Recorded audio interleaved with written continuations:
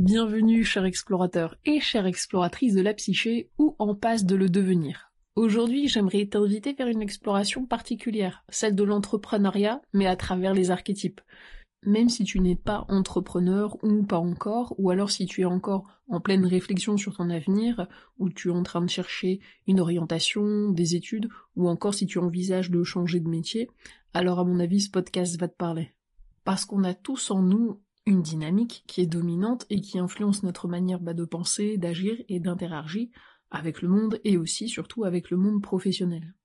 Tu as sûrement remarqué que certains entrepreneurs ont une capacité naturelle à innover, à voir loin, tandis qu'il y en a d'autres, ils excellent vraiment dans l'art de structurer, de planifier, de s'organiser.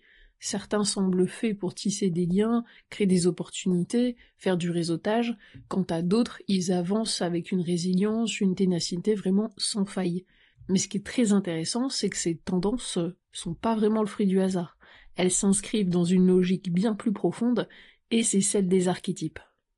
Donc les archétypes, comme l'a défini Jung, c'est des structures vides, c'est des structures fondamentales qui sont situées dans l'inconscient collectif. Inconscient collectif lui-même situé dans la psyché humaine, et un archétype donc va se consteller, se réveiller, contrairement à un archétype en sommeil, et c'est cet archétype constellé qui va animer la vie d'un individu. Mais ce qui est extraordinaire avec les archétypes, c'est qu'ils influencent nos choix sans qu'on en ait conscience.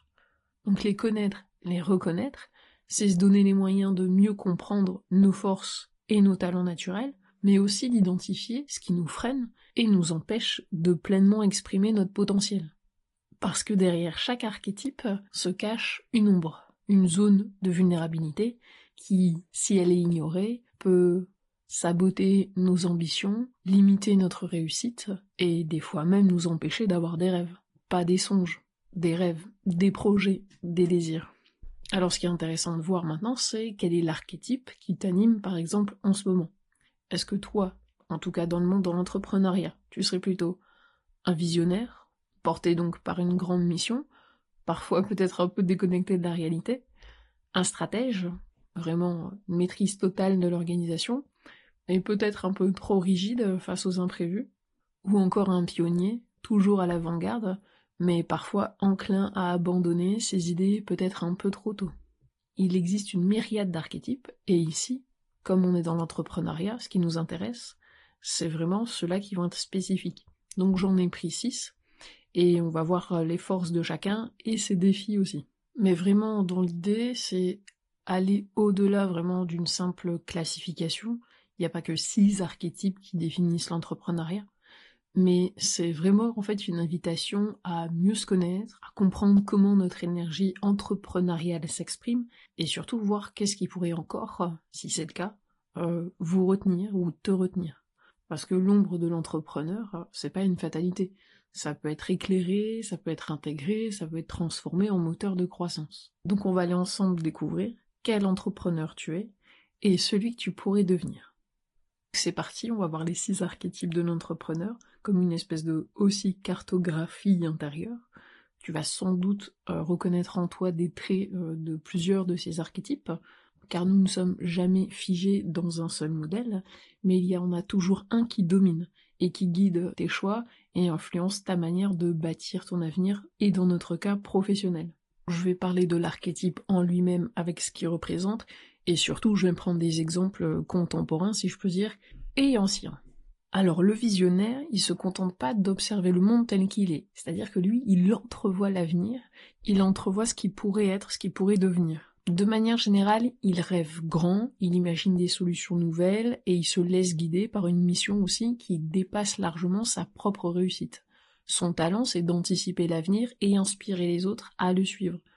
Son défi, en revanche, c'est d'ancrer ses idées dans le réel, parce que sinon, à ce moment-là, tout ça, ça reste que de l'utopie.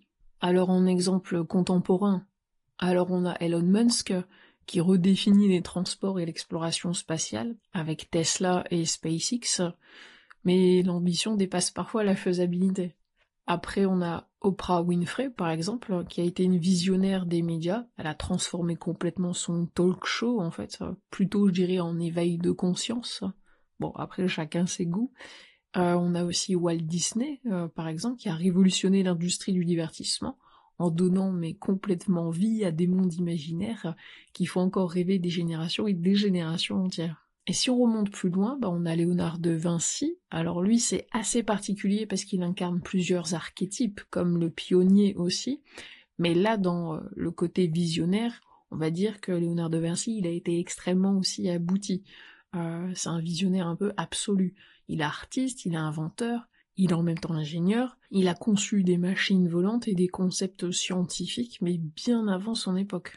Même lui, le grand Léonard de Vinci, il avait quand même tendance à multiplier les projets sans toutefois toujours les concrétiser. Autre visionnaire intéressant, Albert Einstein, qui incarne le visionnaire scientifique par excellence, ça a été un penseur qui a changé notre manière de comprendre le monde. Donc si toi tu es plutôt dans l'archétype du visionnaire, ton pouvoir ça réside dans ta capacité à inspirer et à imaginer un futur que les autres ne voient pas encore, et ton défi est de transformer cette vision en action concrète, étape par étape, pour qu'elle prenne vie dans le monde réel et tangible. Alors peut-être que tu t'es reconnu dans certaines inclinaisons de l'archétype du visionnaire, et maintenant on va aller voir le stratège.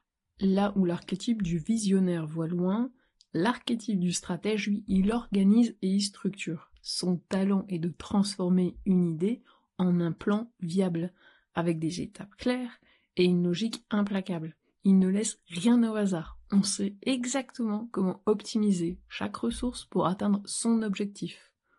Prenons, dans un exemple toujours courant, prenons par exemple Jeff Bezos, le fondateur d'Amazon. Son entreprise n'est pas née d'une soudaine illumination, mais d'une stratégie parfaitement exécutée.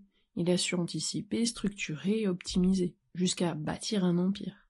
Mais son besoin de contrôle extrême a aussi fait de lui un dirigeant impitoyable. Côté féminin, on retrouve Indra Nooyi. Je sais pas si je prononce bien, c'est l'ancienne PDG de Pepsi Cola. Pepsi Co, Pepsi quoi. Elle incarne parfaitement le stratège. Indra Nooyi, c'est une femme d'affaires indo-américaine, elle est née en 1955 en Inde. Elle est connue pour sa capacité à anticiper les tendances du marché et à transformer l'entreprise avec une vision à long terme. Sous sa direction, Pepsi a diversifié ses produits en optimisant sa gestion financière. Son leadership, à cette femme, stratégique et sa gestion extrêmement rigoureuse, ont fait d'elle l'une des femmes les plus influentes du monde des affaires. Et aujourd'hui, elle continue de siéger dans plusieurs conseils d'administration. Autre figure incontournable, Mary Barra, la PDG de General Motors. Elle a su réorganiser et moderniser l'entreprise pour l'adapter aux défis de l'industrie automobile, notamment en investissant massivement dans les véhicules électriques et autonomes. Grâce à ses décisions stratégiques, elle a su rendre General Motors, GM, plus compétitif et tourné vers l'avenir, tout en affrontant aussi des périodes de crise avec une gestion très méthodique. Si on plonge dans l'histoire, alors on peut retrouver aussi Élisabeth Ier d'Angleterre. Alors là, en termes de date, c'est 1533-1603. C'est vraiment l'incarnation même de la stratège politique. Donc c'est une reine en même temps visionnaire et redoutable. Elle a su maintenir l'indépendance de l'Angleterre face aux menaces extérieures, notamment l'Espagne et la France, en utilisant un mélange habile de diplomatie et de puissance militaire. Son règne est marqué par des décisions stratégiques brillantes. Elle a consolidé l'Angleterre comme une grande puissance européenne posée sur des bases de l'Empire britannique. On a également Hannibal Barca, donc général carthaginois, que vous connaissez certainement. Il a démontré un sens stratégique exceptionnel lors de la deuxième guerre punique contre Rome. Son incroyable traversée des Alpes avec les éléphants en 218 avant Jésus-Christ reste l'un des plus grands exploits militaires de l'histoire.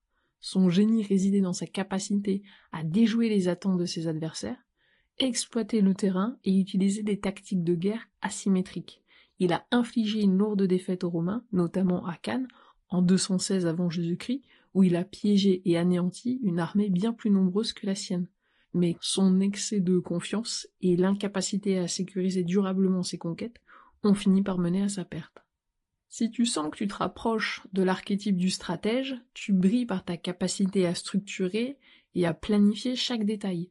Mais ton plus grand défi sera d'accepter l'incertitude et l'adaptabilité, car tout ne peut pas être planifié. Alors, accepter l'incertitude et la spontanéité. Parfois, lâcher prise, ça peut être la meilleure des stratégies. Bon, clairement, l'archétype du stratège n'est pas constellé chez moi à cette minute-là, à cette heure-là, sinon j'aurais sûrement mieux planifié cet enregistrement. C'était aussi tout le but de ma seconde chaîne et de cet avant-goût pour t'y inviter. Le lien est dans la description. Mais pas de panique, la suite arrive. Prochainement, nous explorerons les archétypes de l'entrepreneuriat et l'ombre de l'entrepreneur, donc ces mécanismes inconscients qui te freinent sans même que tu t'en rendes compte. Et surtout, l'ultime question: quelle est ta mission profonde? Alors pense à t'abonner et à activer la cloche pour ne rien manquer. Merci pour ton écoute, et on se dit à très bientôt.